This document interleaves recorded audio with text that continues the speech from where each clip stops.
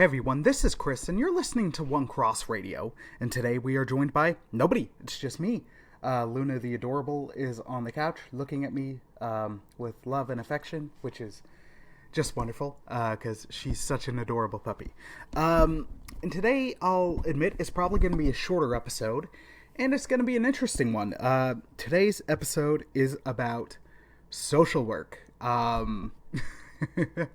And I'm not going to be bagging on it, but I will be sharing my experiences with it. And dear listener, I don't know if any of you are potential social workers, or if you know any social workers, or if you're thinking about becoming an SSW student.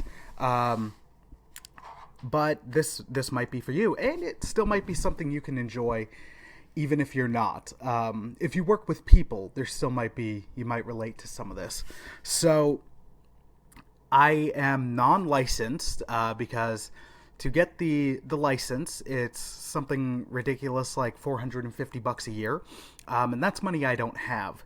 I've been in the social work or social ministry field for about 10 years, or 10 plus years actually, of my life. I started going to school for social service work in 2007. I went to George Brown College. I didn't have the best experience. So I'm not slamming on George Brown right now, but I just want to share my experience. It wasn't good. The first year was great. I learned a lot. The second year I didn't. And there was just some issues there with things we were being taught were not lining up with the actions of some of the faculty and some of the program heads. But again, this was strictly my experience, not at all like George Brown entirely, and I'm sure this wasn't everybody's experience. But it was a conflicting one. I did learn a lot there, and actually through my first year is where I got my first job in the field, which was at Touchstone Youth Center, a youth shelter that unfortunately no longer exists. My placement there was really, really good. They gave you no chance whatsoever to turn things down, and I mean that in the best possible way.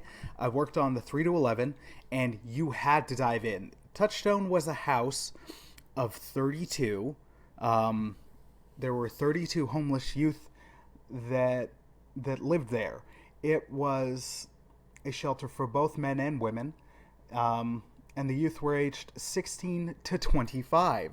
So it was a wide age range. And on the 3 to 11, once you got past like 5 p.m., or actually 6, once you got past 6, there was no other staff except for the 2 evening staff, maybe the occasional manager, and whoever were there as students.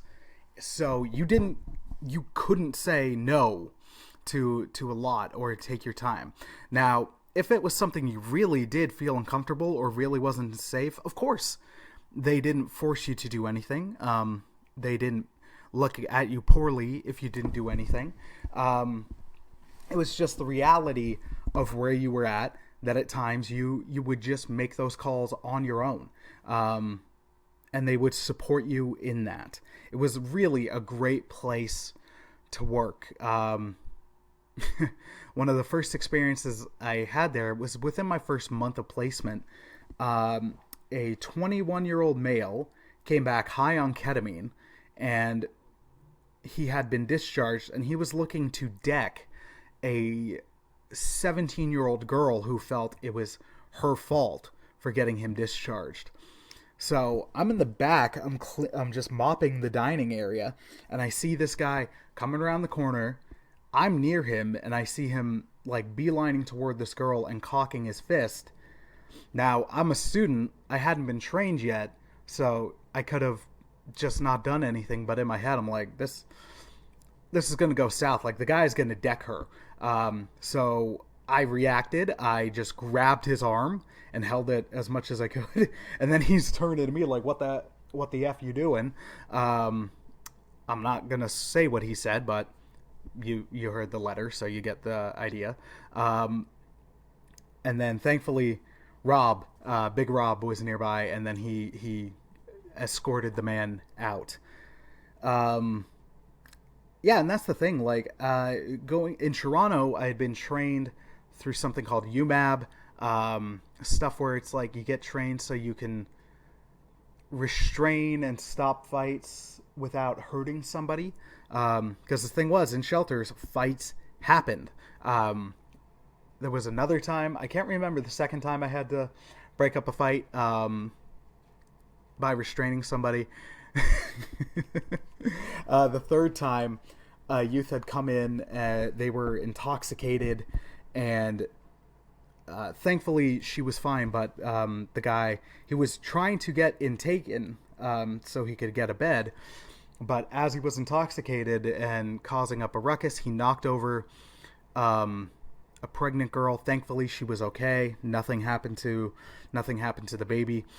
But of course the person was she was angry. The person, her boyfriend, her fiance, was very angry. Me and my shift partner, we had to react fast. So we just looked at each other and nodded, and he went high and I went low, and we just dived at him, and we were holding him down on the ground. And then there were three other students around, and they were just like all looking confused because this had to happen, and it happened so fast. And we're just suddenly like, all right, you take that group into the room, you take everybody else to the back, and you take the couple into the office. And then we had to hold the guy until he was calm. He did calm down, and then we let him go. That's not everything that happens in social work. It's just some of the fun stories. There's many less fun stories and many less fun experiences that I won't share. Some I will, where the thing is, in this field, it's a rough field. Like, you do a lot of good work, a lot of needed, absolutely necessary and needed. I know I said that already, but it's just to emphasize work. Sorry about that noise. But it's rough. You're working with people going through some of the worst times of their lives, so you will get threatened. I was threatened by numerous youth. I've been threatened by numerous adults.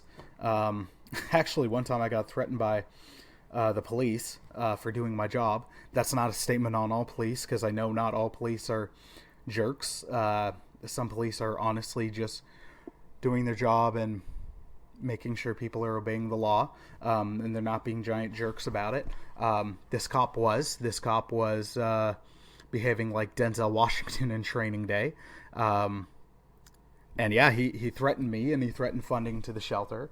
And then later his partner, my boss, called the sergeant, because him and the sergeant were friends, and they were like, yeah, that guy's not coming back here anytime soon. And then the guy actually came and not the officer that did it, but his sergeant came and apologized.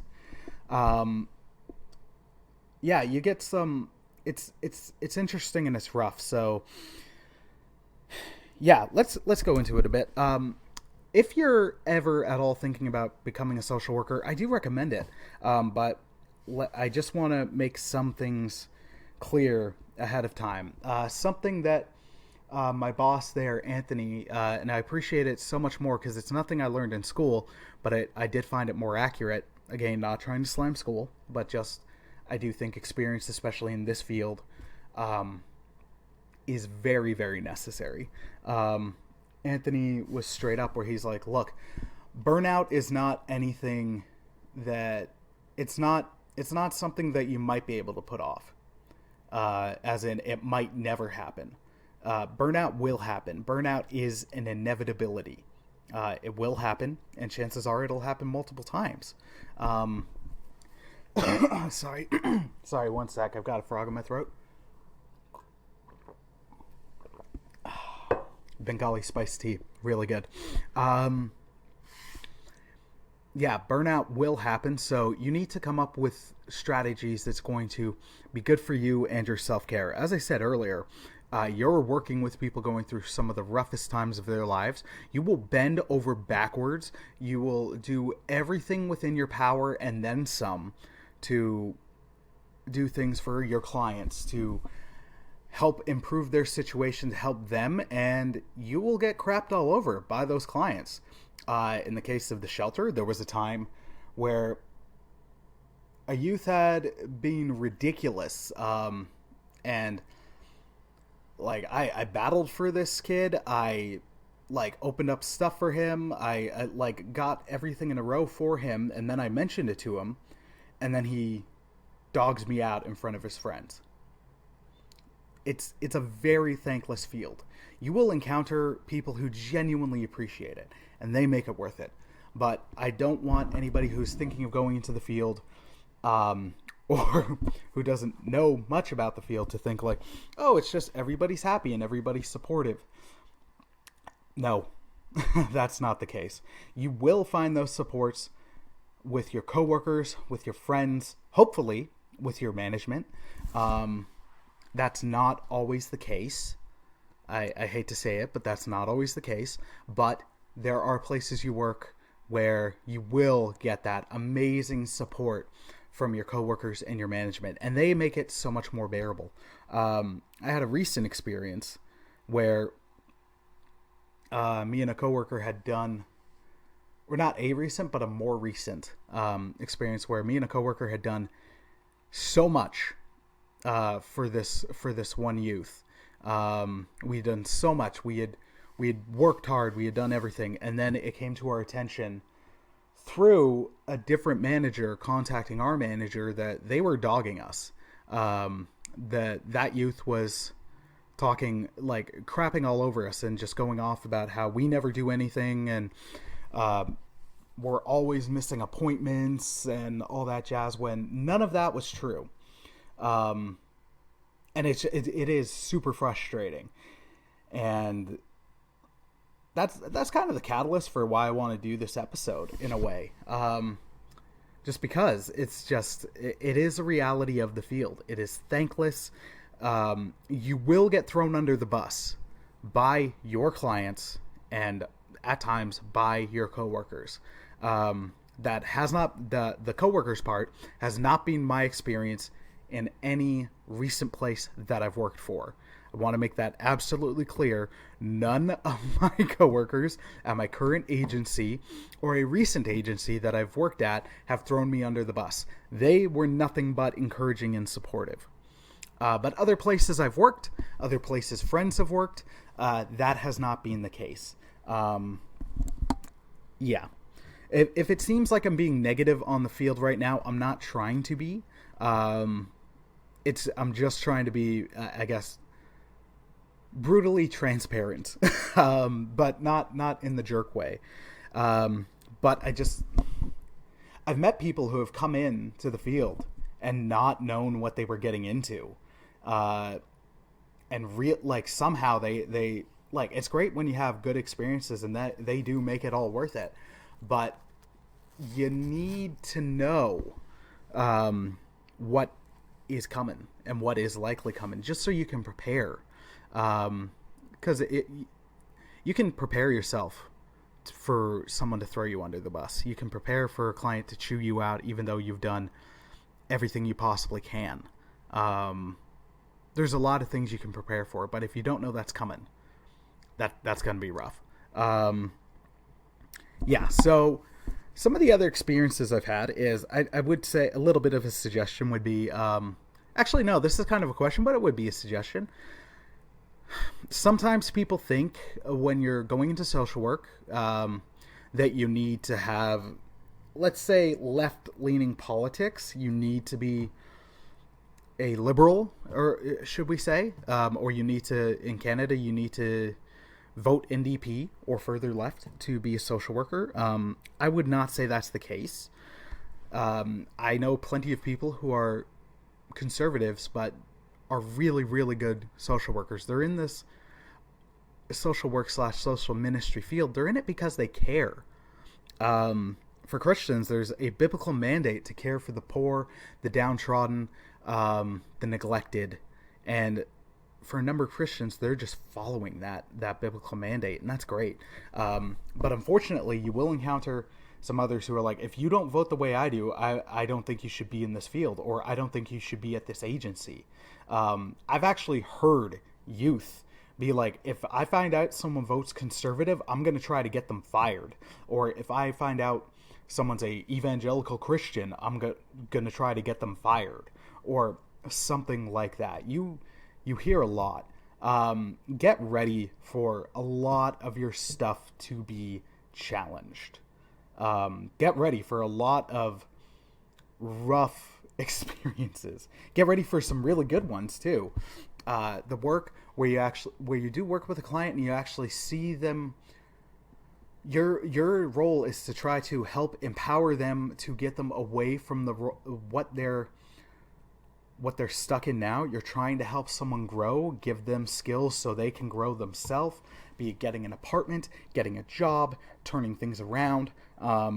When you see it, it is wonderful. It is absolutely wonderful. But you will get some of those experiences. As I've said, I've heard a youth say, if I hear someone say this, I will try to get them fired. I've heard youth accuse other youth of heinous things that I know for a fact didn't happen.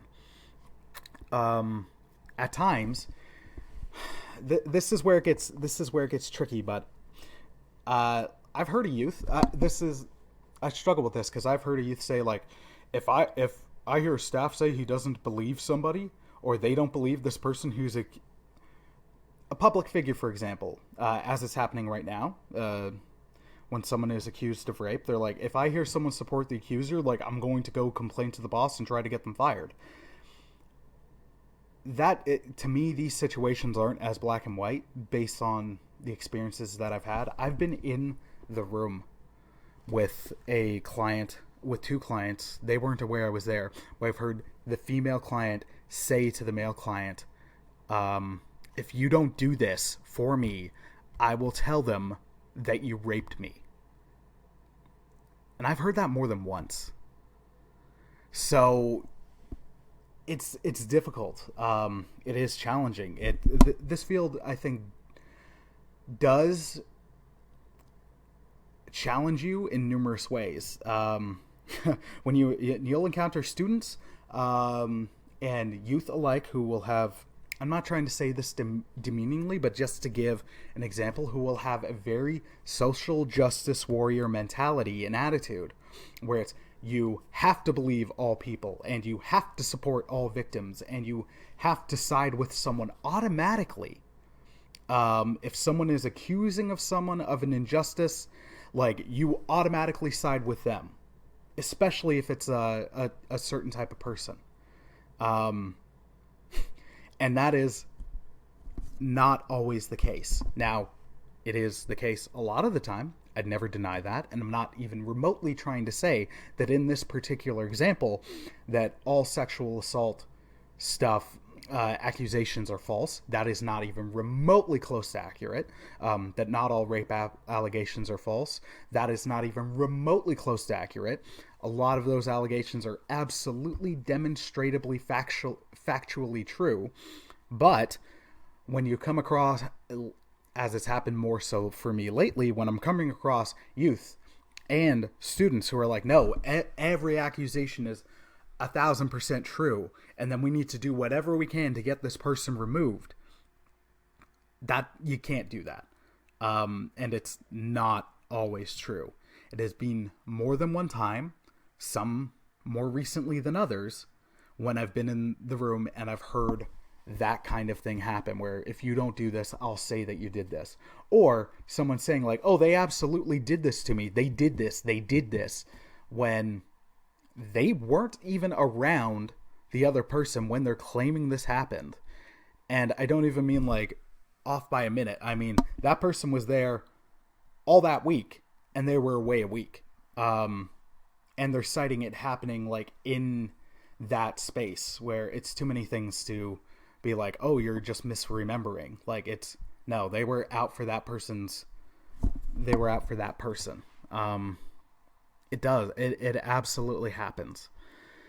So that's something that will happen. That's something that will challenge you. But the other thing is, as you see all this really rough stuff, stuff that will shake you, stuff that will challenge you, the thing is, you still like you'll be challenged, but you need to not let that jade you.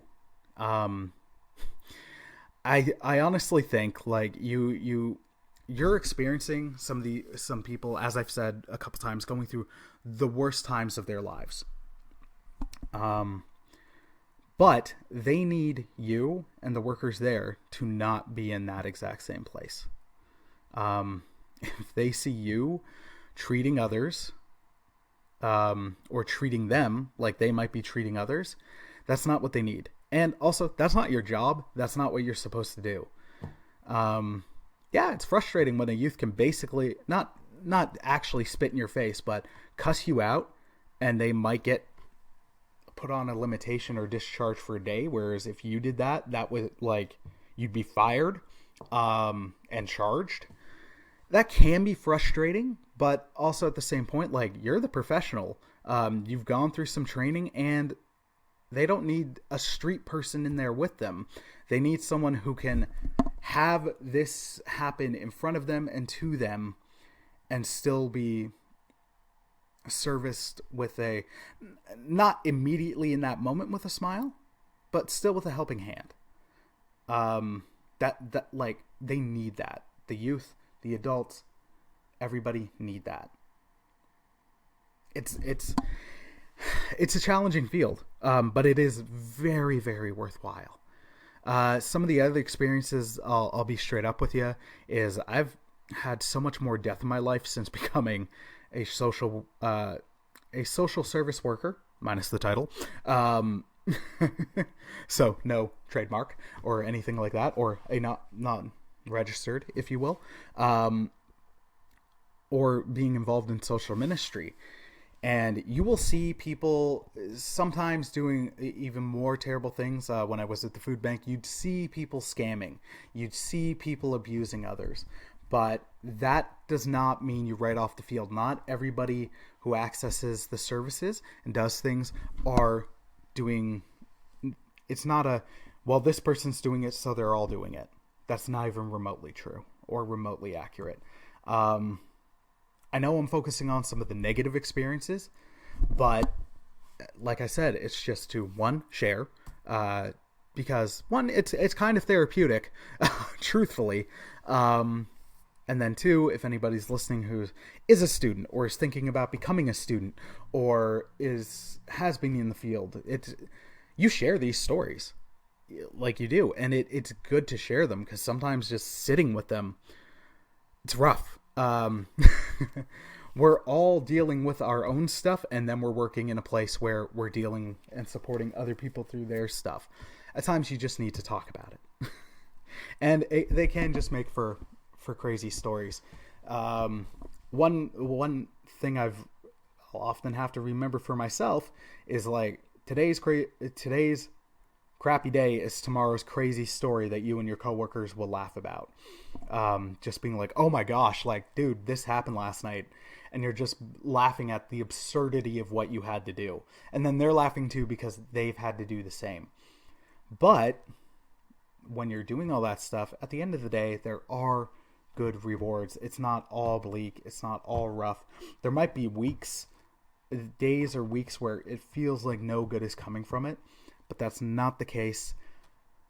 Your clients, even if they're not directly your clients, will see the good work you're doing with others. And I've had youth and others come back to me later and say thank you for how you treated me even when I was being a total jerk.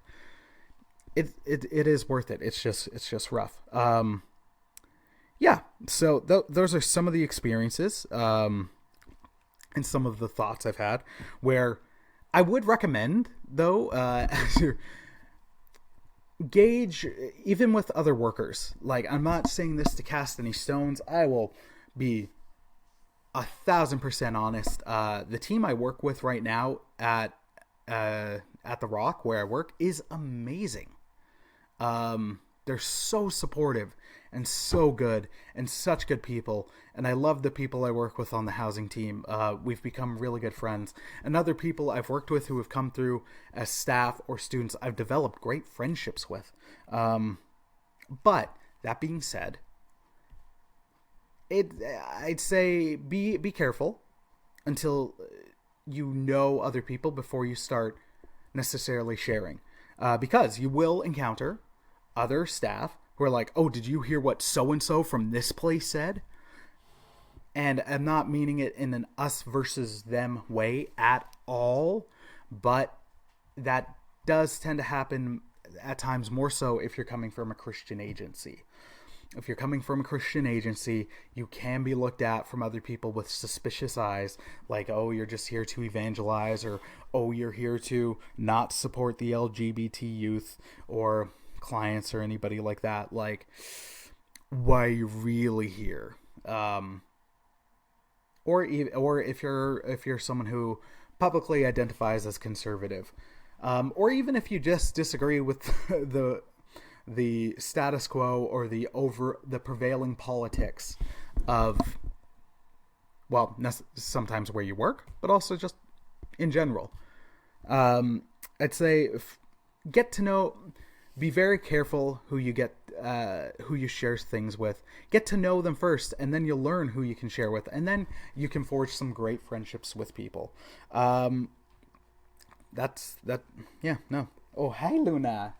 Luna came over to give me supportive kisses. So the next little bit, I did want to focus a little bit more on the Christian side. Sorry, one sec. Oh my gosh, seriously, that Bengali spiced tea is so good. I've been fighting off a cold for like a week, and it's just so nice.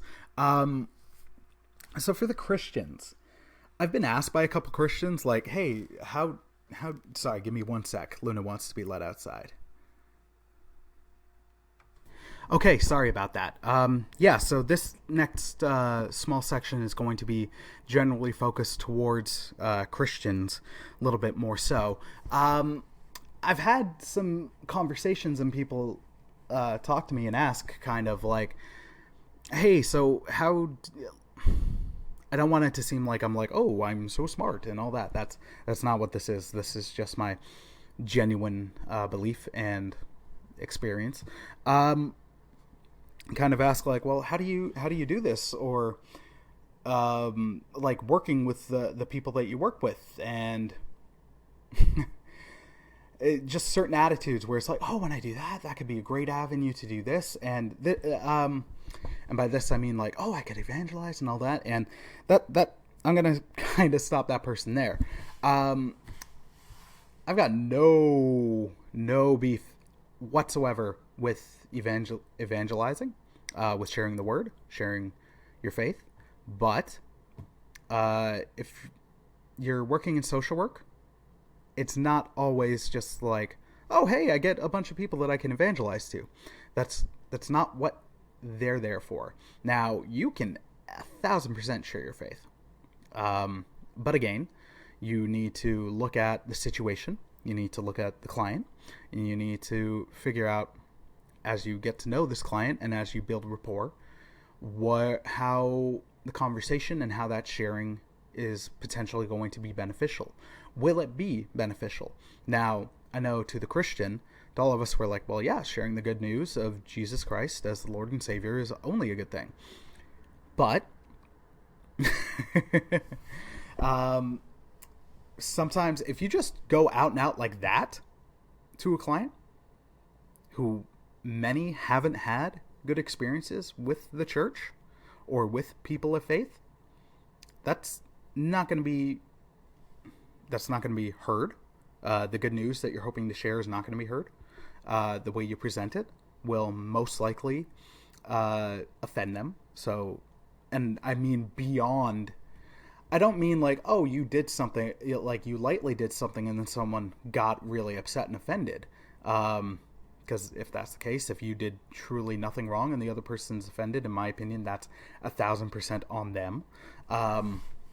But if it's just out of nowhere for no reason, with no context, no conversation, not an avenue where that would have been appropriate to share, then yeah, no, you're gonna upset some people. A number of clients that I've worked with have had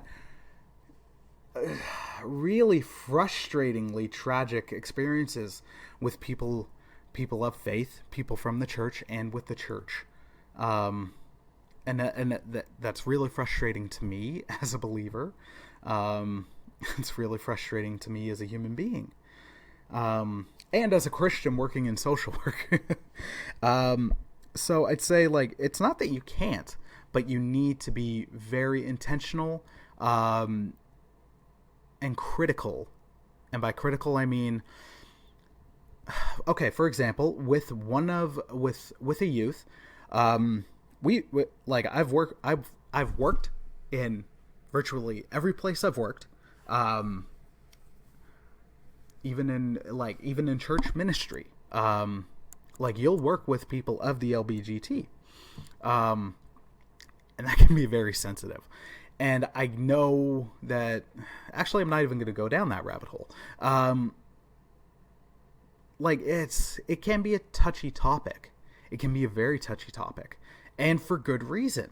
Now, when I say that, I mean, I'm not saying you don't speak biblical truth, but you need to look at how Jesus spoke biblical truth, and then look at measure yourself, measure the situation, measure where you are, measure your tone. So, with one youth, after a while, after I had gotten to know them, they were of the LGBT, and then they asked me point blank, like, well, what do you think the Bible says about homosexuality? What do you think it says about this? At that time, even though I knew them well, I'm like, okay, this is a bit of a gamble, but I was still able to share that Scripture identifies it as sin, that Scripture and what Scripture says. But then we had a great conversation about, like, look, that doesn't mean that me as a person of faith is here to persecute you, is here to hate you, is here to just discriminate against you, while taking no issue and saying nothing about anything else anybody else is doing, which had been that person's experience. They had been at a church where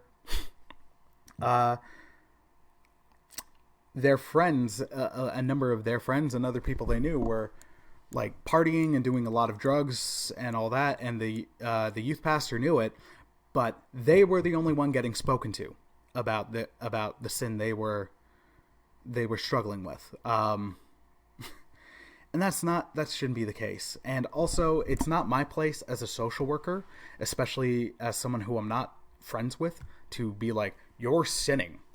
That is not my place. And that's never what a social worker or a Christian should do with somebody who...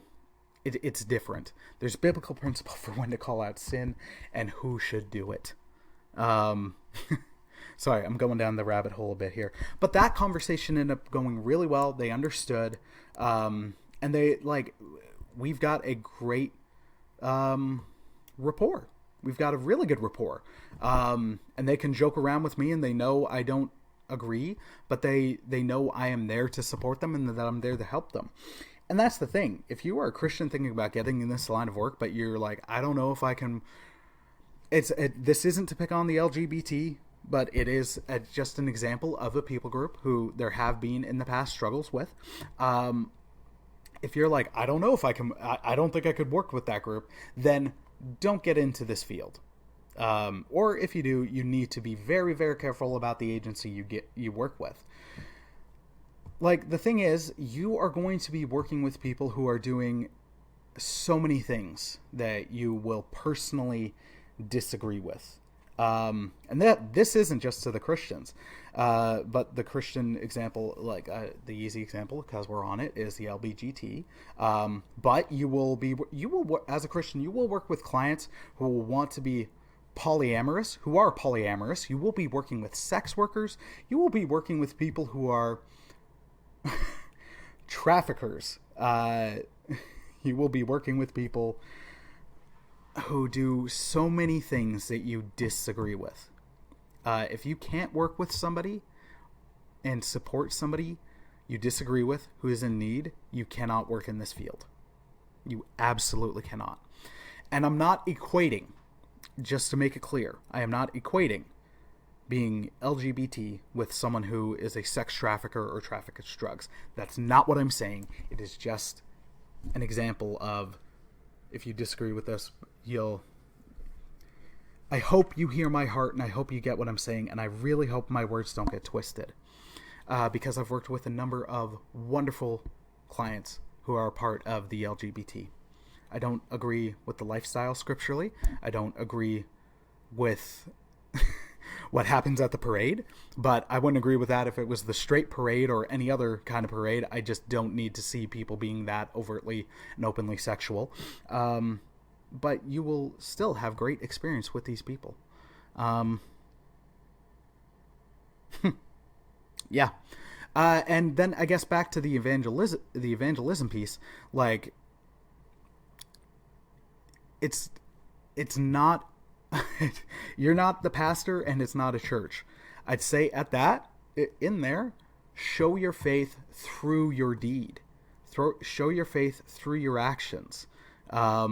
Unfortunately speaking, as I've said, a lot of our clients, and the clients you might work with, have had very negative experiences with people of faith and have had very negative experiences with the church. So if you, off the bat, are just like, I'm a Christian, that can actually put up some barriers. Now, in no way, shape, or form am I suggesting hide your faith.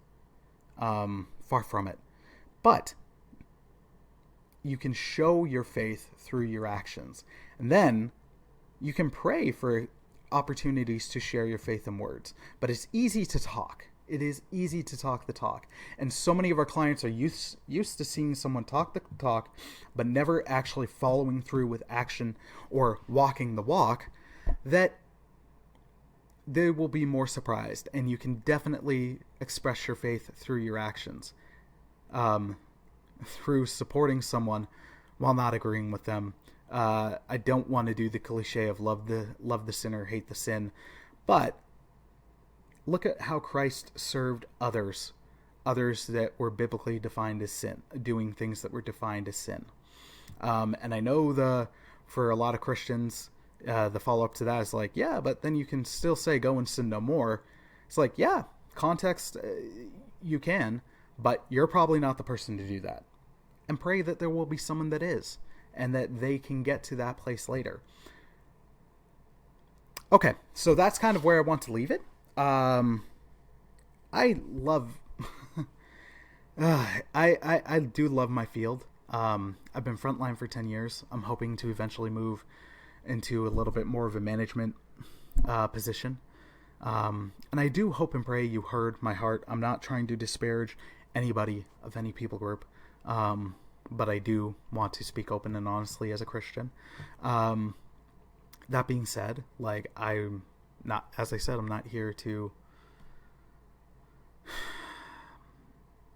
be bigoted or treat anybody as I wouldn't like to be treated. So I hope that I do hope this was interesting. I hope this was helpful, and I hope you heard my heart. And I also do really hope my words don't get twisted.